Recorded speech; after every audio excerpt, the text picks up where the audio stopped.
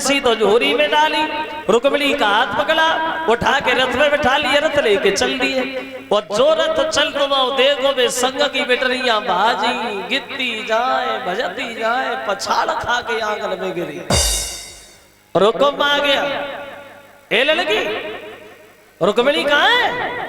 एक बोली भैया तुमने मंदिर में भेजा था ना, वहां पता नहीं कौन खड़ा था।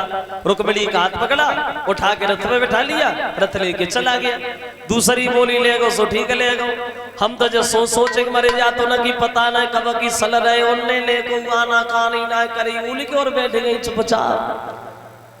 रुकम कहने लगा जानता हूं मेरी बहन को ले जाने वाला कौन है, लेकिन ये बात किसी के कानों कान भनक नहीं पड़नी चाहिए। हम अभी गए वो अभी आए, घेर लिया चारों तरफ से, चिल्लाने लगा दही माखन को लूट लूट के खाने वाले वाला, ये औरतों के चुराने का धंधा कब से शुरू कर दिया तूने? कन्हैया बोले लड़ेगा, बोले लड़ेंगे नहीं, तड़फा तड़फा के मारेंगे, जो देख रहे बालों का कलेजा हिल जाएगा। समझ जाएंगे दुनिया के लोग रुक्मिणी का हरण करने का नतीजा क्या होगा। अरे रथ से नीचे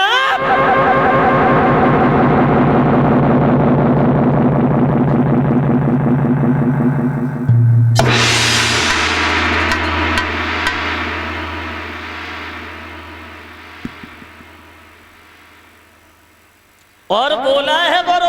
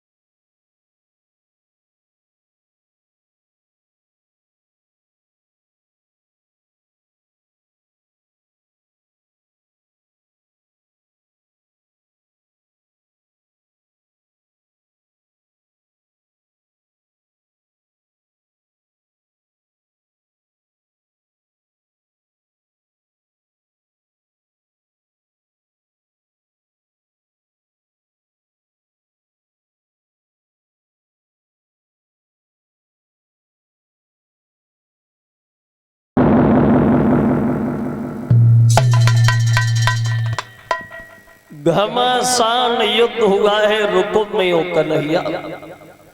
छाती पे जब बन बैठे हैं तो रुक्मिणी बीच में खड़ी हो गई, बोली महाराज मेरे भैया को न मारो, अगर मेरा भैया मर गया तो हमारे साथ की सहेलियां जीवन में जीने नहीं देंगी, ताहने मारेंगे।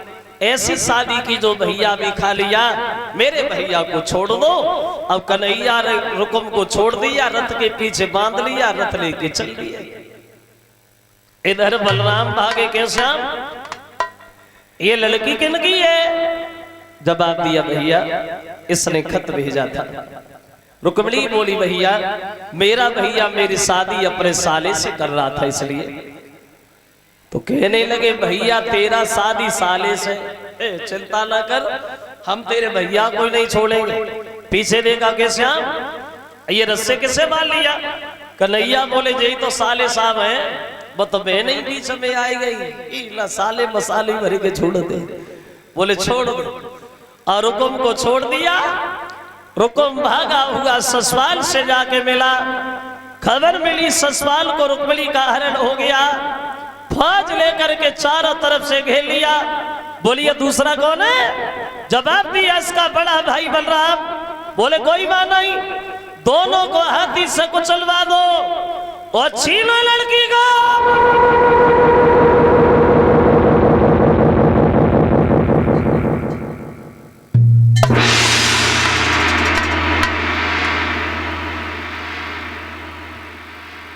ससपाल और बलराम में घमासान युद्ध हुआ। लेकिन पीठ दिखा के ससुराल भाग गया और ये रुकुम जो है ये शर्म के कारण घर पे नहीं गया। खबर महाराज भीष्म को मिली कि कन्हैया हमारी बेटी को ले गए तो बड़े मगन हुए, बड़े विध विधान के साथ शादी हो रही है कन्हैया से। महिलाएं गीत गा रही है और गीत गाते गाते एंटीना घूम गया, कन्हैया को गालियां देने लगे। गाली वैसे क्षमा करें, गाली वाली परंपरा तो आज भी हमारे यहाँ चल रही है। शादियों में महिलाएं गीत गाती हैं, गारी गाती हैं, मगर पहले ऐसी गारी नहीं गाई जाती थी जैसे आजकल गारी गाई जाती है। हो सकते हैं पहले थी पढ़ी लिखी औरतें ना हुए, अब पढ़ी लिखी ज्यादा है, तासे पढ़ी लिखी गारी देती। कथा भागवत में कहो कि कीर्तन बोल लो तो कोई नहीं बोलती, क्योंकि शर्म लगते। और जेई औरतें का को तेल ताई होए फिर देखो झटकाए लगे। ए लोगों को पता ना कमेटी ना घूमे जा कौन सो चैनल पकड़ ले। गाड़ी दे रही है, शादी हो रही है। ये 200 रुपये आए हैं ब्रजभूषण सिंह दीमान जी जो इसी गांव गणेशपुर के रहने वाले हैं, और 500 रुपया भिजवा रहे हैं सुरजीत यादव के भतीजे सिद्धार्थ उर्फ सिद्ध, उनकी तरफ से। और 100 रुपये आए हैं डॉक्टर संजय सिंह जो इसी गांव गणेशपुर के रहने वाले हैं। 101 रुपया प्रीति देवी ये आलीपुर खेड़ा, और 101 रुपया रीतू देवी रिद्धि यादव जो अंजनी की रहने वाली है उनकी तरफ से।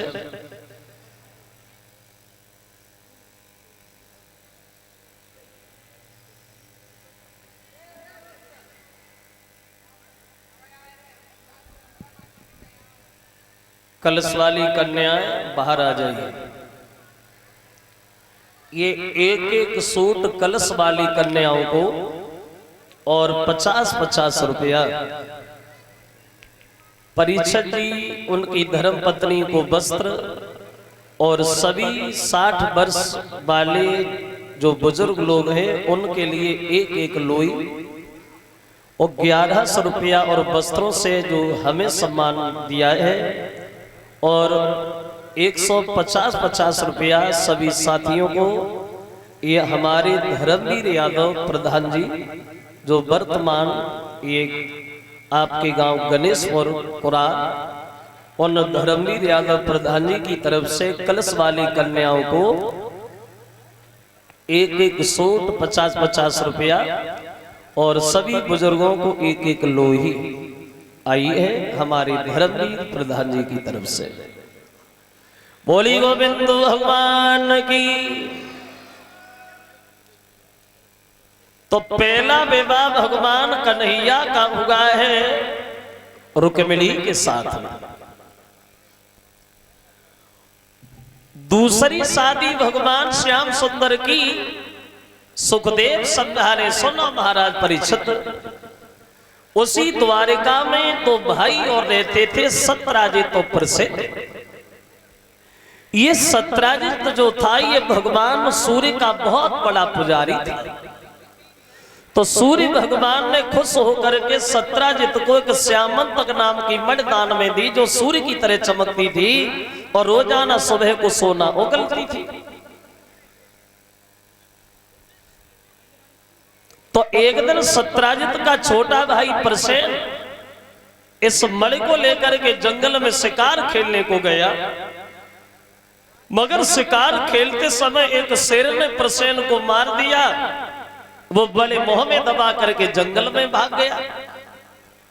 जंगल में जामंत रहते थे तो जामंत ने उस शेर को मार दिया और वो मणि लेके अपनी गुफा में चले गए। सोचा थोड़ा प्रकाशी होता रहेगा।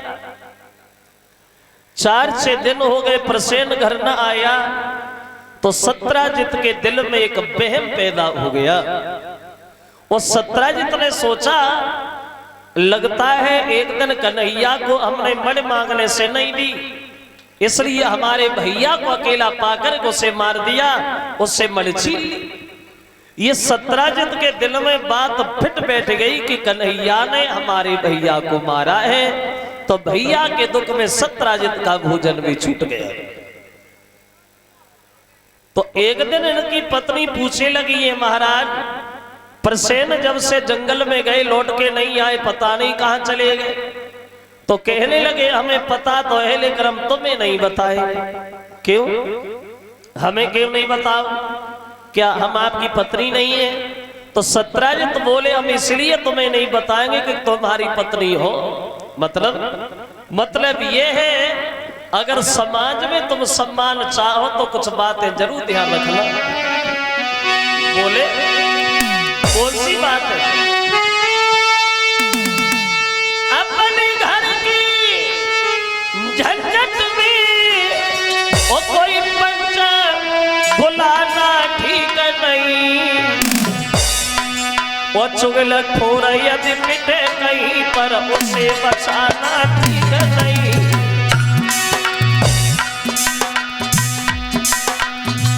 अगर समाज में इज्जत प्यारी है तो ये बातें जरूर ध्यान रखना। और सुनो,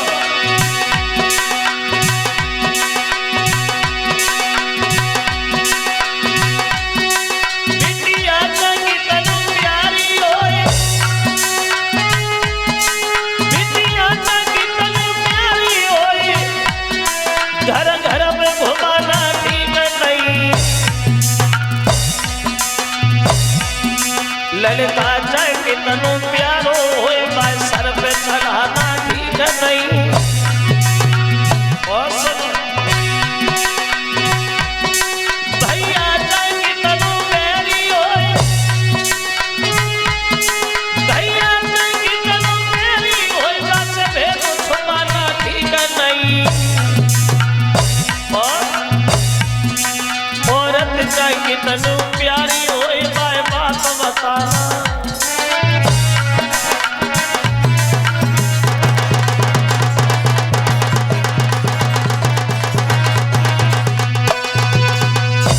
बातें हमेशा याद रखना। भैया चाहे कितनो बेरी होई बात भेद छुपाना ठीक नहीं। औरत चाहे कितने प्यारी होई बात बताना ठीक नहीं। क्यों? औरत कितनी बेद्वान सही वो ये लक्षण सब पे आता है। औरत के पेट में बात की क्या पानी भी नहीं समाता है। चाहे बड़ी हो और चाहे बिना पड़ी हो, वैसे चाहे रोटी खाए की अकल ना हो, जी बात है कि सबको अकल है। अगर कोई बात सुन ले जो ले चाचे से कही ना लेती तो ले ना नींद आए और ना रोटी अच्छी लगे।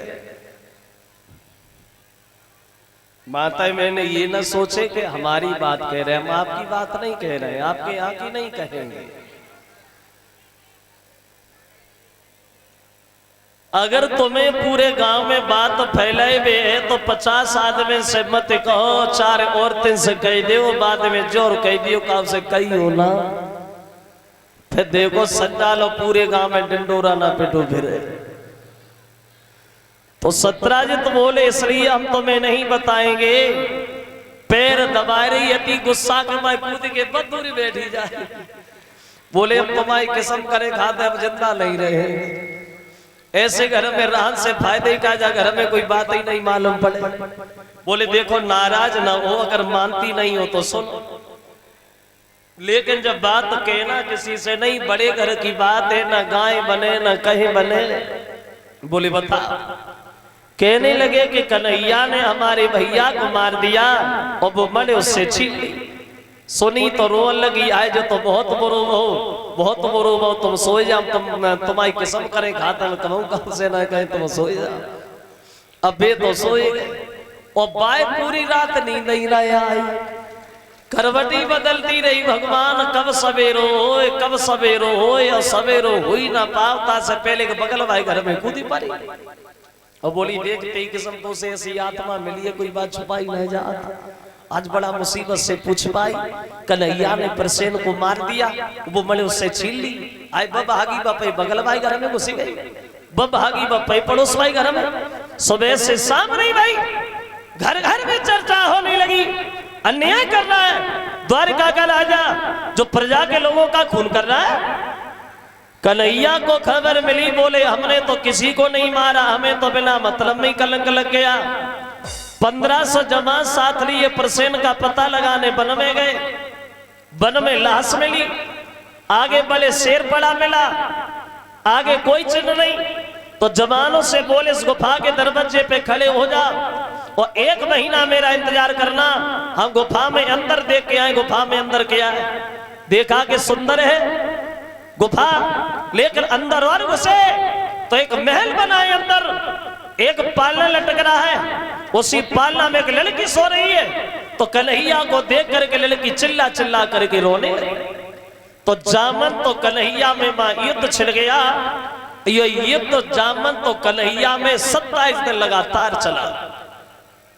कन्हैया ने जब घुसा दिया जामन तो बेहोश हो गए।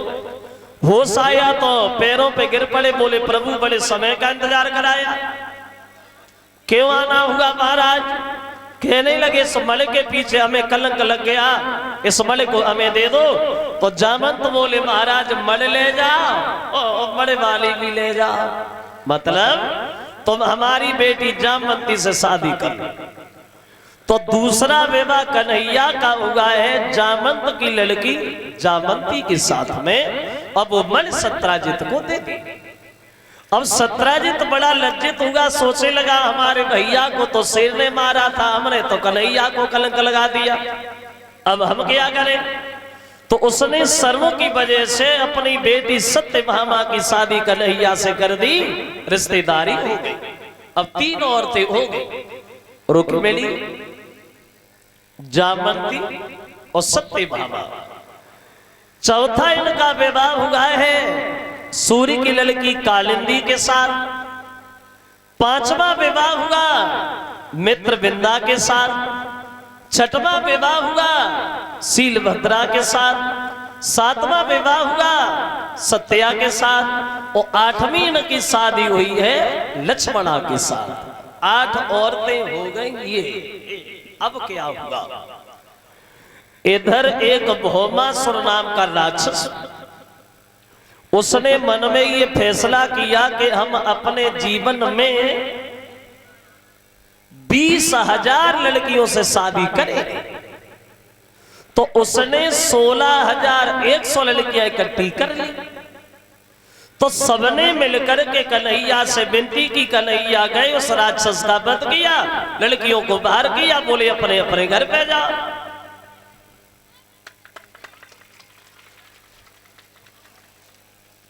तो लड़कियां बोली महाराज अब हम कहां जाएंगे, अब आपने हमें छुटकारा दिलाया।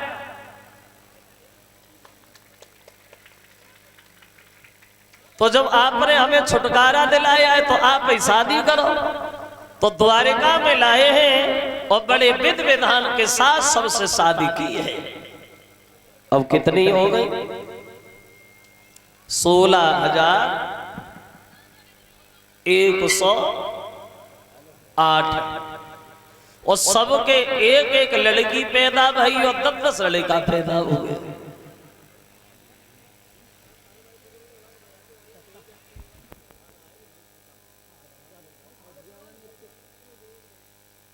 जो हमारे बुजुर्ग लोग हैं वो अपनी अपनी जगह पे जो बैठे हैं, ये प्रधान जी को सम्मान कर रहे हैं आप लोगों का। कितने लड़का हुए? 1,61,080। 1,61,080 लड़का और 16,108 लड़कियां और इतनी घर में औरतें। लगा अंदाज के गांव बसत हुए तब।